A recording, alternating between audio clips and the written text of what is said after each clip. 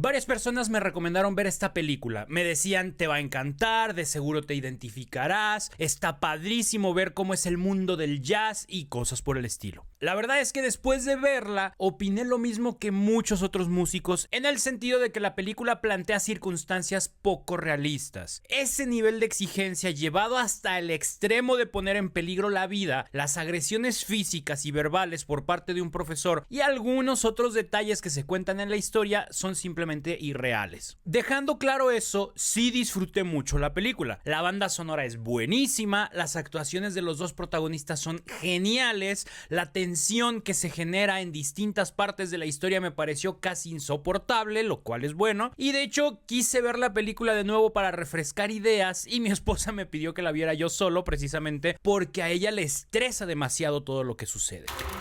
Soy Manu Casten y te doy la bienvenida a Reflexines, un podcast de la Sociedad Misionera de San Columbano en donde encontrarás algunas reflexiones sobre tus películas favoritas y spoilers, muchos spoilers.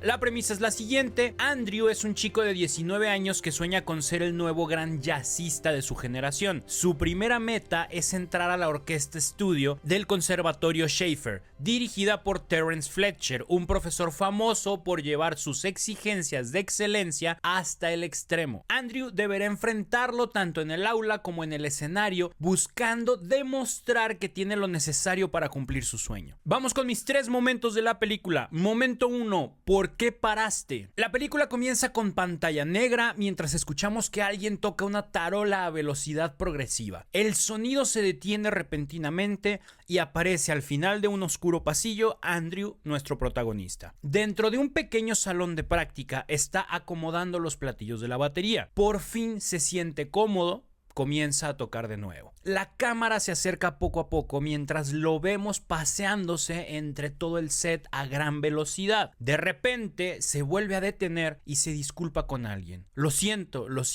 dice apenado. Se escucha una voz. No, quédate. De entre las sombras aparece un hombre, rostro serio, vestido completamente de negro, con una actitud algo altanera. Pregunta, ¿cuál es tu nombre? Andrew Neiman, señor, contesta el chico. ¿En qué año estás? En primer año, responde nuevamente. El sujeto misterioso continúa el interrogatorio. ¿Sabes quién soy? Nervioso, Andrew contesta, sí, señor. ¿Y sabes que estoy buscando músicos? Sí, señor, responde tímidamente de nuevo. Entonces, ¿por qué dejaste de tocar? Lo cuestiona rígidamente. Ese personaje misterioso era Terence Fletcher, el director de la mejor orquesta de jazz del conservatorio. El objetivo principal de Andrew era precisamente ganarse un lugar en esa orquesta, porque sabía que tocar en ella podría servirle de trampolín para tener una prometedora carrera profesional. En esta ocasión ya no hubo respuesta nerviosa, ni siquiera hubo palabras. Después de esa última pregunta, Andrew comenzó a tocar inmediatamente intentando demostrar su gran habilidad. Sin embargo, a los pocos segundos deja de tocar y el profesor lo vuelve a cuestionar. ¿Te pedí que siguieras tocando? Andrew ya no sabe cómo disculparse ni qué decir mientras el profesor le hace ver que en vez de contestar la pregunta que le hizo, simplemente optó por comenzar a tocar lo primero que se le ocurría. Ahora, en lugar de estar en un conservatorio y presenciar el diálogo entre dos músicos, imagínate que estás en el templo o en tu casa. Acabas de regresar de un retiro, un campamento o un evento con tu comunidad. Estás lleno de emociones, tienes mucho entusiasmo y quieres comerte el mundo haciendo cosas de evangelización. Acabas de tomar un curso de teología del cuerpo y ahora quieres abrir un Instagram para enseñar a los demás sobre lo que aprendiste. Acabas de vivir un encuentro con Dios, sabes tocar algún instrumento y ya estás pensando en armar un grupo para componer canciones y grabar un disco. Ya te visualizaste dando conferencias, siendo un influencer o de gira por el mundo. Básicamente ha sucedido lo mismo que en esta escena de la película. Tú estás en lo tuyo, el director de la orquesta, que en este caso sería Dios, entra al cuarto y tú te detienes al verlo. Él apenas te hace una pregunta y tú, sin pensarlo 2 veces, tocas. Tu reacción es hacer sin pensar, hacer sin que te pidan, hacer por demostrar que sabes hacer. Cuando por fin te detienes, Dios te pregunta, ¿te pedí que hicieras todo eso? Esa reacción es muy común entre los que recién nos acercamos a Dios o los que recuperamos nuestra relación con Él después de mucho tiempo alejados. Incluso entre quienes ya llevamos tiempo en esto, pero acabamos de vivir una experiencia impactante. Salimos motivados, convencidos de que podemos hacer 1000 cosas y simplemente nos ponemos a hacerlas. Solemos ponernos a hacer sin detenernos a escuchar lo que Dios quiere decirnos. Damos por hecho que al estar los dos ahí ahí parados en el mismo lugar, significa que ya nos invitó a tocar a su orquesta. En esa misma escena, Fletcher le pide a Andrew que le demuestre sus rudimentos, que son los ejercicios más básicos con los que todo baterista aprende a tocar. El chico comienza a tocar lo más claro y veloz posible, pero para el profesor no parece ser suficiente. Simplemente se da la media vuelta y sale del salón. Obviamente Dios nunca nos va a despreciar así, pero me imagino nuestra respuesta si hoy Dios nos pidiera que le mostráramos nuestros rudimentos, entre comillas, esos ejercicios básicos con los que todo cristiano comienza y aprende a ser cristiano: la oración, la vida sacramental, la lectura y meditación del evangelio. ¿Cómo nos iría en esa audición? ¿Impresionaríamos al director de la orquesta con nuestra ejecución? ¿O sería una ejecución digna de que se dé la vuelta y se vaya? Entonces viene la pregunta obligada: ¿cómo queremos tocar en la mejor orquesta si ni siquiera dominamos lo básico? En otras palabras, ¿cómo queremos cambiar el mundo con grandes ideas y proyectos evangelizadores si ni siquiera le hemos dado la importancia necesaria a lo más básico, como la oración, fortalecer nuestra vida sacramental, y no hemos logrado habituarnos a que el evangelio sea parte de nuestra cotidianidad? Esos ejercicios básicos en la vida de fe nos sirven para corregir los vicios que solemos tener en el mundo de la evangelización.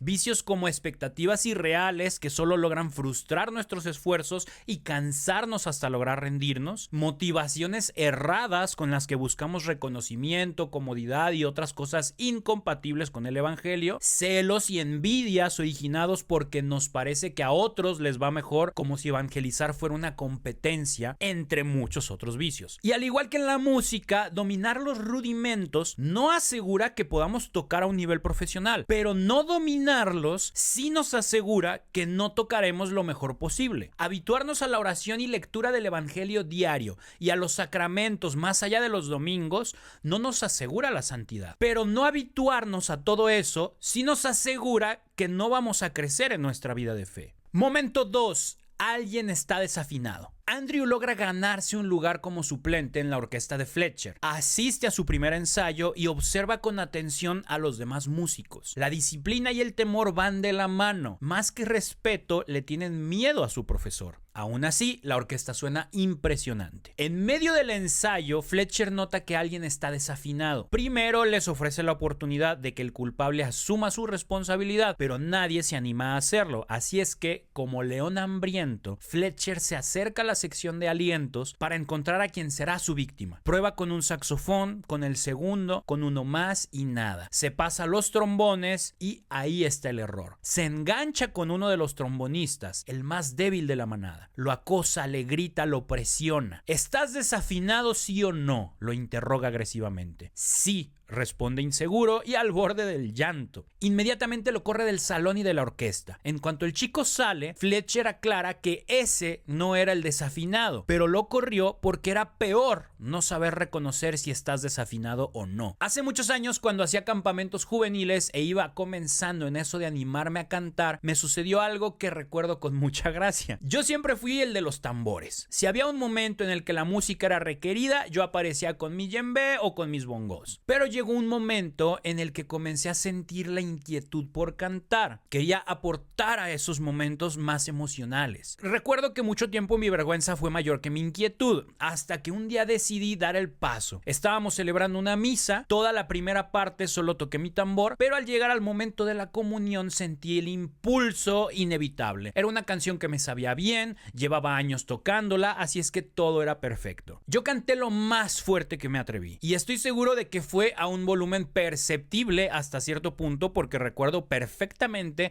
el rostro de una amiga volteando a mirarme completamente sorprendida por escucharme cantar así. Justo era la chica que mejor cantaba en todo el equipo de campamentos. Yo la miré, orgulloso de haberme atrevido a cantar, seguro de que lo estaba haciendo de maravilla. Ella solo sonrió a medias y se volteó. Durante años yo mantuve esa sensación de satisfacción. Siempre pensé que mi primer performance vocal había sido un éxito. Muchos años después comencé a desarrollar mi oído en clases de armonía, como si hubiera sido sordo toda mi vida y de repente me hubieran devuelto la capacidad de escuchar. tocar. Comencé a reconocer cuando alguien sonaba desafinado. Para mí era sorprendente darme cuenta de cuánta gente cantaba libremente sin darse cuenta de los desafinados que estaban. Me acostumbré a vivir así, reconociendo esas voces libres y despreocupadas en cada misa, en cada concierto, en cada reunión. De repente, muchos años más adelante, un día como cualquier otro, mientras depuraba mi archivo fotográfico, me topé con una imagen de aquel equipo de campamentos e inevitablemente recordé aquella misa en la que me atreví a cantar por primera vez en voz alta. Como solía hacerlo, al recordar ese momento se me escapó una sonrisa de orgullo, pero ahora sucedió algo nuevo. Fui consciente de que lo más seguro era que en aquella ocasión yo también había sido una voz libre y despreocupada, tan libre y despreocupada como desafinada. Y entonces aquella mirada de mi amiga que yo interpreté como diciendo, órale, qué bien que se animó, comprendí que realmente debió estar expresando algo como, ¿qué onda con Manu? ¿Por qué canta? Una de las peores cosas que nos pueden pasar como músicos profesionales es no saber reconocer si estamos desafinados o no. Y retomando el paralelismo entre la vida del músico y la vida de fe, una de las peores cosas que nos pueden pasar como creyentes profesionales, por así decirlo, es no saber reconocer si estamos viviendo una fe desafinada o no. Entonces debemos preguntarnos si conocemos realmente nuestra fe, si sabemos lo que enseña,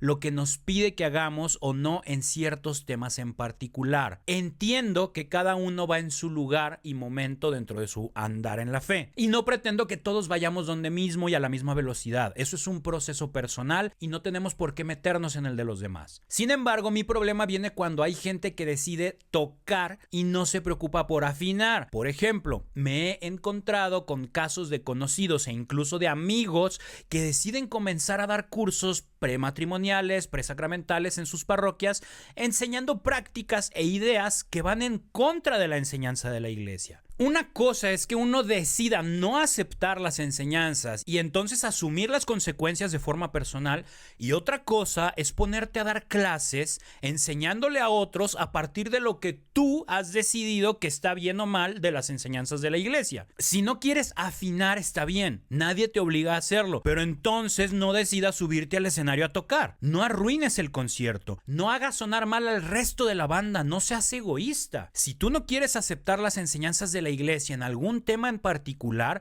adelante, sigue viviendo tu fe como tú la entiendas mejor. Si hay algo que cambiar, Dios se encargará de facilitar los medios para que ese cambio se lleve a cabo en tu vida. Pero no decidas ponerte a dar clases sobre cuestiones para las que no te interesa informarte, crecer y comprometerte. Y mi reclamo no es solo para ellos, también va para los sacerdotes que no saben reconocer cuando un integrante de su orquesta está tocando desafinado, o que incluso simplemente no se quieren dar el tiempo de checar si todo va sonando bien. También hay mucho sacerdote que se desentiende de lo que sucede en su parroquia, que delega de más las labores, y esos grupos de formación presacramentales o juveniles terminan en manos de cristianos desafinados que no tienen interés en formarse bien y por consiguiente tampoco les interesa ofrecer una buena formación. No digo que solo deben dar formación personas santas y perfectas. Lo que digo es que quienes estén a cargo de la formación en las parroquias deberían ser personas que sí estén comprometidas con vivir su fe de manera congruente con lo que la iglesia enseña. Párroco, si vas a delegar la formación prematrimonial a alguien, por lo menos hazle un cuestionario sobre sus ideas con respecto a las enseñanzas de la iglesia en los temas relacionados al matrimonio. Y tú como creyente, recuerda que los rudimentos, esos ejercicios básicos para la vida de fe, te ayudarán a saber purificar intenciones y motivaciones. Si hay algo relacionado a tus proyectos o apostolados con lo que no estés totalmente de acuerdo, quizás sea mejor bajar el ritmo de tus iniciativas y enfocarte más en el trabajo interior que te ayude a encontrar un mejor camino para poner tus manos al servicio de los demás. Y momento número 3, buen trabajo. Ha pasado algo de tiempo, ni Fletcher ni Andrew siguen en el conservatorio. Su vínculo se rompió irremediablemente después de una serie de desacuerdos que incluso llegaron a la violencia. Las vueltas que da la vida los llevaron a encontrarse una vez más cara a cara. Fletcher había tocado en un bar y Andrew fue parte del público esa noche. Después ambos se sentaron a tomar algo y a compartir sus ideas sobre lo que implica una buena formación musical. El conservatorio despidió a Fletcher por su forma excesivamente agresiva de educar a los alumnos. Tratando de justificar sus ideas ante su exalumno, el músico le explica: nadie entiende lo que estaba haciendo en Schaeffer. No estaba ahí para dirigir. Cualquier idiota puede mover los brazos y mantener el tiempo. Y continúa diciendo: estaba ahí para empujar a la gente más allá de lo esperado. Para terminar su monólogo reflexivo sobre la mediocridad a la que se enfrenta el jazz actualmente y por qué estaba convencido de que su manera de enseñar era algo bueno, dice: no hay dos palabras más dañinas en el idioma que buen trabajo. Antes de que te asustes pensando en que voy a defender la forma en la que este personaje educaba a sus alumnos, no, mi reflexión no va por ahí. Yo soy de la idea de que la violencia física, verbal, emocional o psicológica no tiene lugar en el proceso pedagógico, a menos de que seas alumno de box o de algún arte marcial. Sin embargo, creo que sí hay algo que podemos sacar de esta idea del daño que pueden causarle a la sociedad expresiones como buen trabajo si se utilizan de forma desmedida. Explico a qué me refiero. En el contexto en el que trabajo habitualmente, el de los músicos católicos, es muy común encontrar felicitaciones por cualquier cosa. Por una nueva canción, por un nuevo video, por la presentación más reciente. Casi cualquier cosa de la que se hable o se sepa públicamente recibe una infinidad de halagos por parte de colegas músicos, sacerdotes o público amante de la música católica. En el documento llamado Didache, que es una de las recopilaciones más antiguas de las enseñanzas de los apóstoles, se menciona esta frase: que tu limosna sude en tus manos hasta que sepas a quién das. Esto, según entiendo, se refiere a que sí debemos ser dadivosos con nuestros bienes, pero no a lo tonto. Debemos aplicar un discernimiento previo para saber si lo que estamos haciendo es la mejor forma de ayudar a alguien, asegurándonos en la medida de lo posible que nuestra ofrenda no termine siendo más perjudicial que de ayuda para esa persona que la recibe. Y asumiendo el riesgo a sonar como un amargado al que no le gusta que la gente esté felicitando y compartiendo su alegría, sí creo que estar regalando esos halagos constantemente sin que suden en tus manos puede ser más dañino que beneficioso. Por ejemplo, hace unos días leía un libro sobre el pensamiento creativo. Ahí mencionaban que una buena práctica para el desarrollo creativo en los niños es evitar siempre estarles diciendo: buen trabajo, está excelente ese dibujo que hiciste. Proponen que sepamos equilibrar los comentarios, siempre haciendo observaciones positivas, pero que además de las sensaciones positivas también impulsen el pensamiento crítico. Si el dibujo no quedó realmente bien, en vez de felicitar y decir que está hermoso, se pueden decir cosas como: qué interesante dibujo, y luego puedes preguntar sobre la intención de lo que el niño quiso expresar en él, por qué lo hizo como lo hizo o cosas así. De esta forma no abaratas el halago y así, cuando realmente haga un dibujo digno de un honesto buen trabajo, lo apreciará mucho más y el impulso emocional que recibirá será mucho más fuerte. Poco a poco irá diferenciando cuando su gente de confianza aprecia su esfuerzo y cuando aprecia su resultado. Yo pienso que con los adultos es algo muy parecido. Si constantemente elogias cualquier cosa que hacen los demás, terminas restándole valor a tus halagos. Pierden su impacto emocional y tu honestidad puede comenzar a quedar en duda. La gente no es tonta,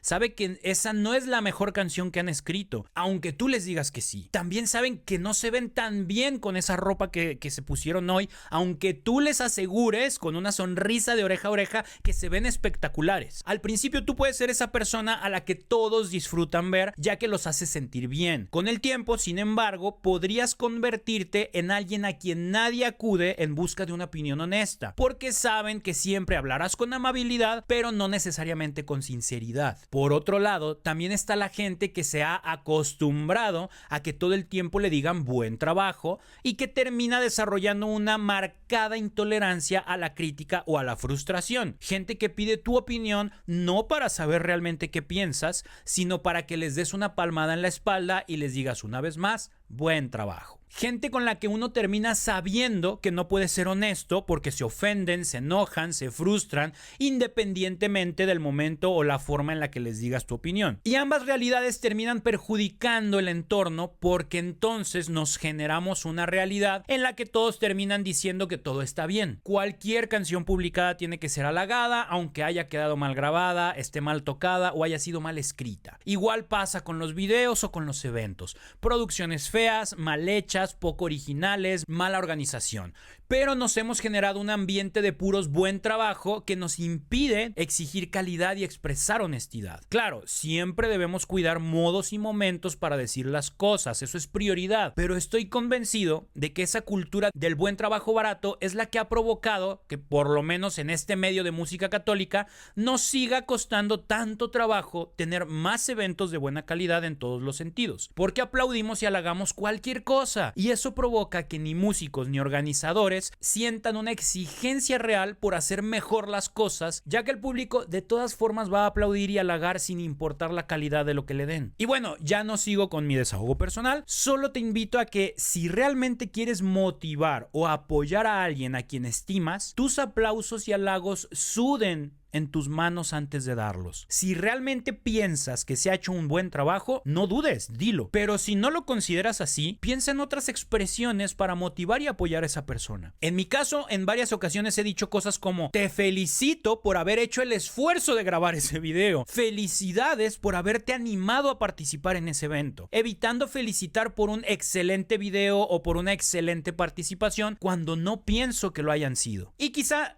estoy seguro de que no soy la persona que da más gusto ver en muchas ocasiones, pero gracias a Dios son varias personas las que me buscan diciéndome: sé que tú me vas a dar una opinión sincera. ¿Qué piensas de esto? Y eso para mí es un logro bastante satisfactorio. Y bueno, ya como conclusiones, ¿qué película? La historia dio mucho que pensar, las actuaciones fueron muy buenas, me llevaron a un nivel de estrés frustrante. Sin embargo, todo el tiempo estuve esperando que me dieran más de eso que estaban haciendo. La música me encantó, la fotografía ni se diga, la mayoría del tiempo manteniendo un ambiente oscuro y muy cerrado, lo que ayudó al ambiente estresante. Sin duda les puedo decir buen trabajo. Y como ya sabes, te invito a que veas la película con tus amigos, compañeros de comunidad o familia, y después de verla compartan sus respuestas a las siguientes preguntas. Antes de lanzarte a hacer grandes cosas, ¿has dedicado el tiempo necesario a fortalecer lo esencial en tu vida de fe? ¿O solo reaccionas con entusiasmo sin escuchar primero lo que Dios realmente quiere de ti? Cuando compartes tu fe con los demás, ¿te has asegurado de conocerla bien y de vivirla con coherencia, o simplemente tocas sin afinar, sin preocuparte por la fidelidad a lo que enseña la iglesia? Cuando halagas o felicitas a alguien, ¿lo haces con sinceridad y criterio, o simplemente repites un buen trabajo sin pensar en el impacto real de tus palabras? Ya sabes, si se te dificulta encontrar la respuesta a alguna de estas preguntas, escríbeme y vemos cómo puedo ayudarte. Mi Instagram es